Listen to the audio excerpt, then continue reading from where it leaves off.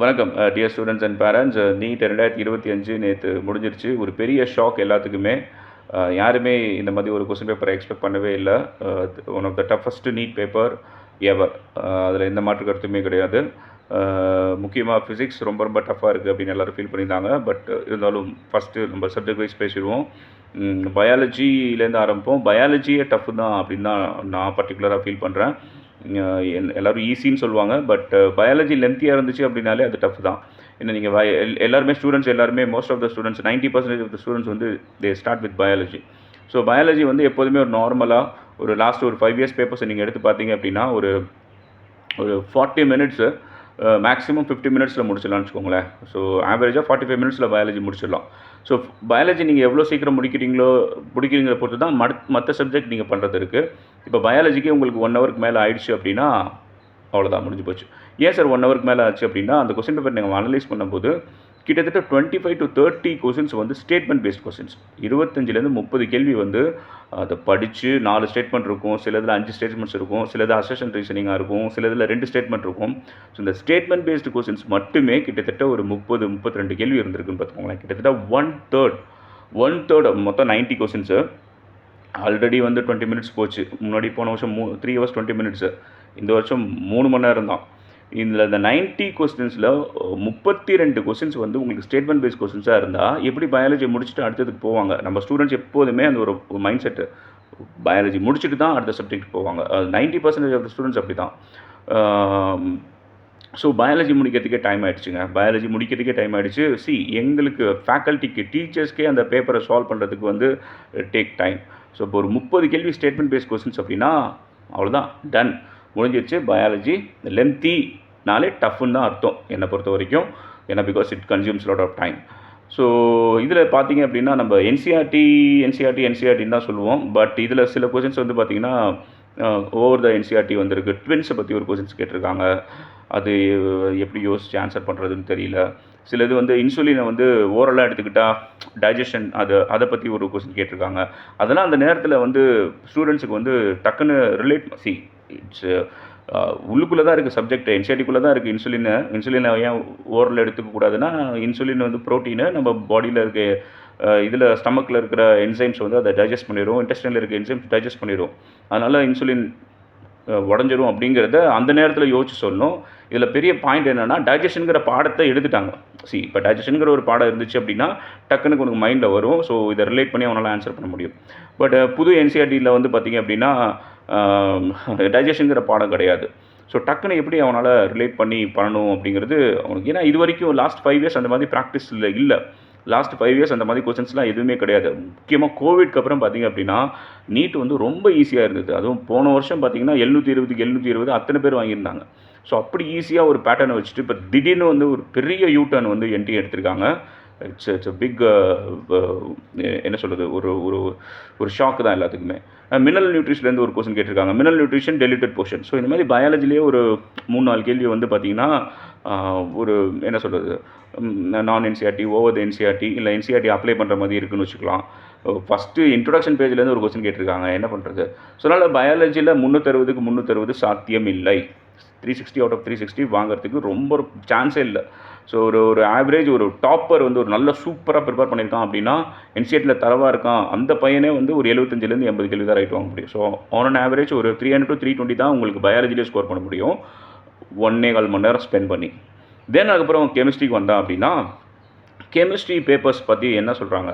கெமிஸ்ட்ரியுமே வந்து பார்த்திங்க அப்படின்னா மாடரேட் ட்ரிக்கி அப்படின்னு தான் சொல்கிறாங்க. ஓகே, ஸோ இங்கே எந்த சப்ஜெக்டையும் ஈஸின்னு சொல்ல முடியாது.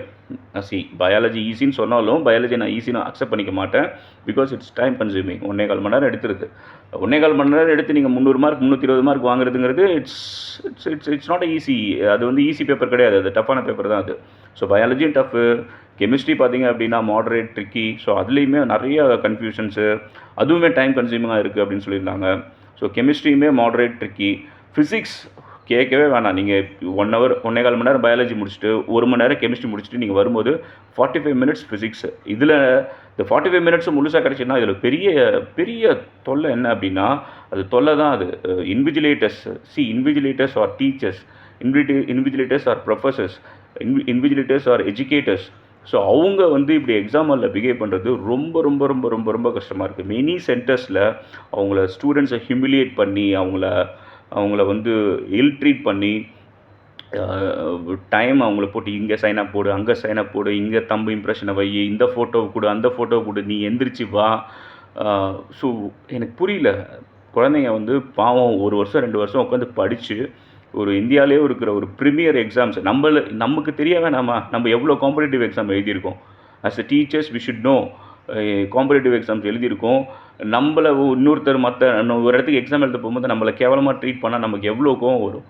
அதே மாதிரி தானே பசங்க நமக்கே ஒரு எஜுகேட் ஆகி படித்து நம்ம போய் எக்ஸாம் எழுத போகிறோம். ஒரு டிஆர்பியோ ஒரு டிஎன்பிசியோ ஒரு யூபிஎஸ்சியோ எழுத போகிறோம்.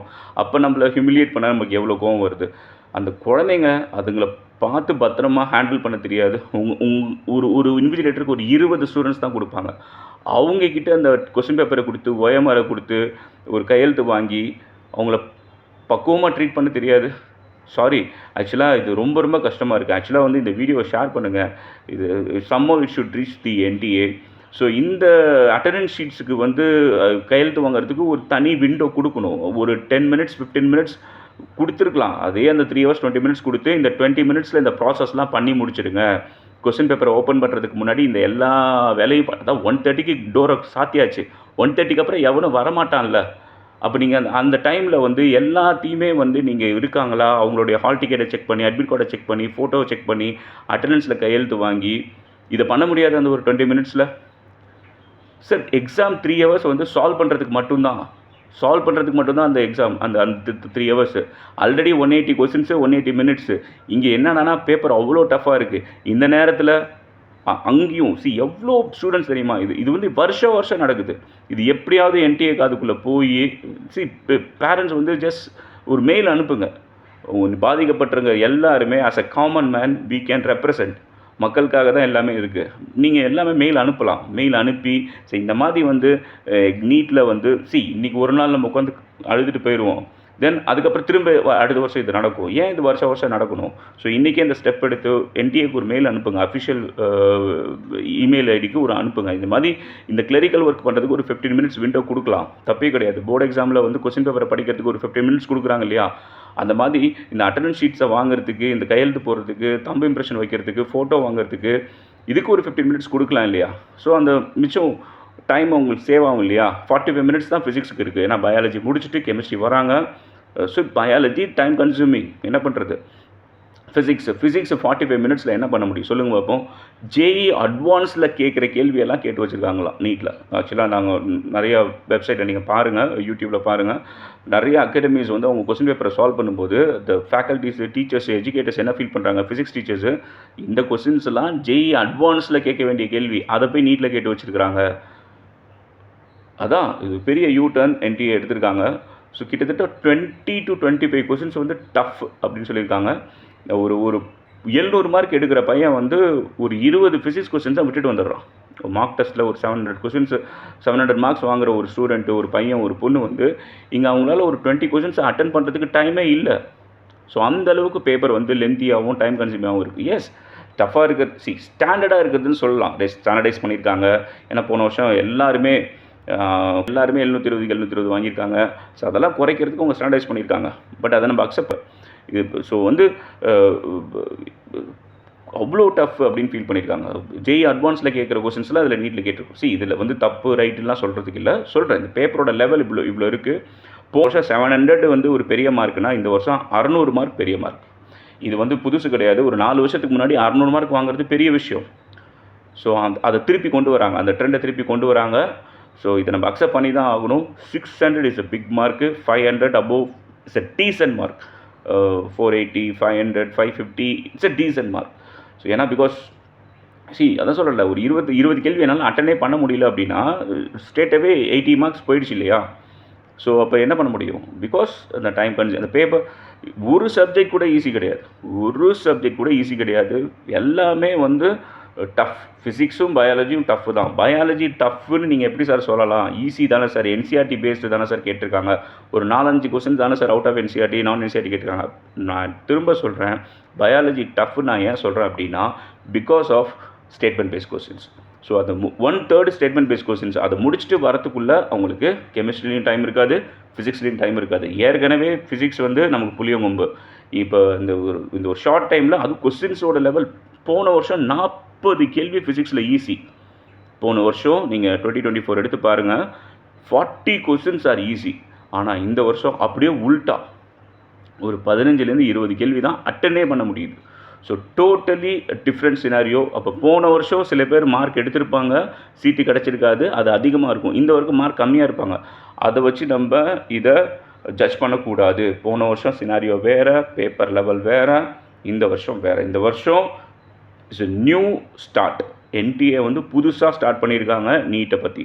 ஸோ இனிமேட்டு அகெயின் டீச்சர்ஸும் சரி, கோச்சிங் அகாடமியும் சரி, இன்னும் கொஞ்சம் வேறு மாதிரி யோசிச்சு அட்வான்ஸ் லெவலில் கொஸ்டின்ஸ் வரும் அப்படிங்கிறத யோசித்து நம்ம, ஏன்னா ஒரு ஃபிசிக்ஸ் கொஸ்டினில் ஒரு 3-4 டாபிக்ஸ் ரிலேட் பண்ணுற மாதிரி இருக்குது.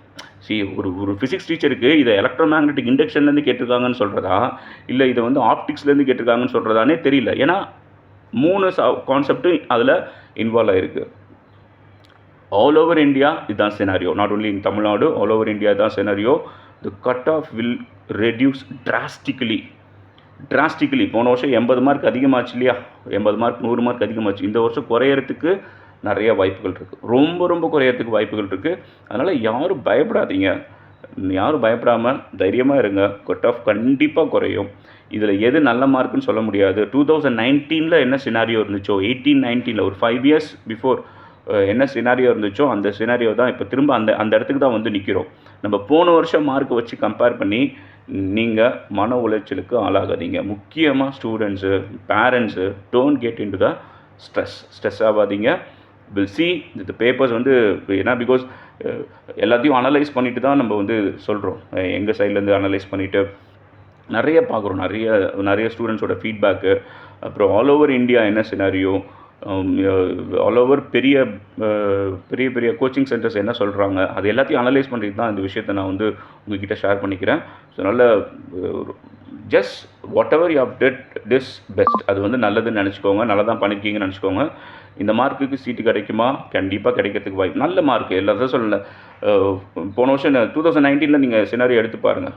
அது எடுத்து பார்த்தீங்கன்னா அந்த சினாரியோ தான் இப்போ நடக்க போகுது. ஸோ வந்து ஒரு பாசிட்டிவாக இருங்க. நல்ல எந்த விஷயத்துக்கும் மனசை போட்டு குழப்பிக்காதீங்க. பாசிட்டிவாக இருங்க. எல்லாமே நமக்கு நல்லது தான் நடக்கும். ஒரு 100 மார்க் கண்டிப்பாக குறையறதுக்கு வாய்ப்புகள் இருக்குது. நான் வந்து அது வந்து கம்மியாக சொல்கிறேன். இதை வந்து நான் வந்து கம்மியாக சொல்கிறேன், ஓகேவா? நான் பிகாஸ் நம்ம வந்து ஒரு பப்ளிக்கில் வந்து சோஷியல் மீடியாவில் வந்து பொதுவெளியில் வந்து நான் ஆத்தென்டிக்காக சொல்ல முடியாது. பட் 100 மார்க் குறையும் அப்படிங்கிறது நான் வந்து ரொம்ப கம்மியாக சொல்கிறேன். அதை விட குறையறதுக்கு வாய்ப்புகள் இருக்குது.